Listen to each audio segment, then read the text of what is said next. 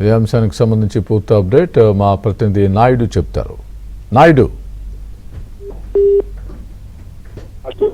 ఉమ్మడి విశాఖ జిల్లాలో చాలా చోట్ల ఈదురుగాలతో కురిసినటువంటి వర్షాలు చాలా చోట్ల పడ్డాయి. ప్రధానంగా అనకాపల్లి జిల్లాలో ఎక్కువ చోట్ల వర్షాలు కురిసినటువంటి పరిస్థితి ఉంది. ఇటు విశాఖపట్నంలో కూడా చాలా చోట్ల పడ్డాయి. ప్రధానంగా మాడుగుల్లో మోదకొండమ్మ జాతరకు సంబంధించి ఏర్పాట్లు భారీ స్థాయిలో చేశారు. ఇక్కడ ఏర్పాటు చేసినటువంటి వీటిల్లో టెంట్లు కానీ ఫ్లెక్సీలు కానీ ఇవన్నీ నేలకు కూలిపోయినటువంటి పరిస్థితి. ఒకసారిగా ఈ పడినటువంటి వర్షానికి అంతా కూడా అక్కడంతా అస్తవ్యస్తంగా మారిపోయినటువంటి పరిస్థితి అయితే కనిపించిందనేది మనం స్పష్టంగా చెప్పొచ్చు. అయితే ఎలాంటి భక్తులకు కానీ ఎవరికి కానీ ఎలాంటి ప్రాణం ఎలాంటి ఇబ్బంది కలగకపోవడంతో కొంత ఊపిరి పీల్చుకున్నారు. అలాగే కాకుండా ఇటు నగరంలో కూడా చాలా చోట్ల ఉరుములు మెరుపులతో కూడినటువంటి వర్షాలు అయితే పడినటువంటి పరిస్థితి అయితే ఉంది.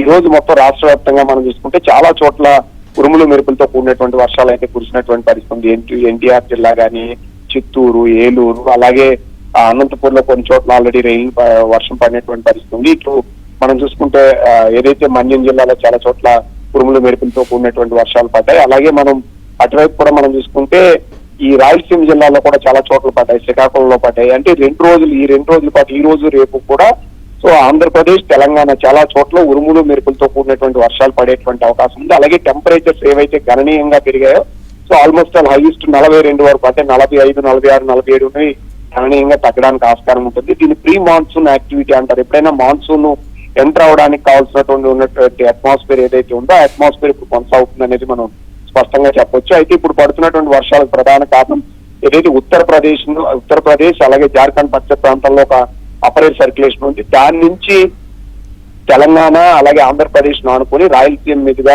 తమిళనాడు వరకు కూడా ఒక ద్రోణి కొనసాగుతుంది 1.5 కిలోమీటర్ల హైట్ లో. దీని ప్రభావం వల్లనే ఉరుములు మెరుపులతో కూడినటువంటి వర్షాలు ఈ రోజు రేపు కూడా పడేటువంటి అవకాశం ఉందని వాతావరణ నిపుణులు చెప్తున్నటువంటి పరిస్థితి అయితే కనిపిస్తుంది. స్వామి రైట్ Naidu, thanks for the update.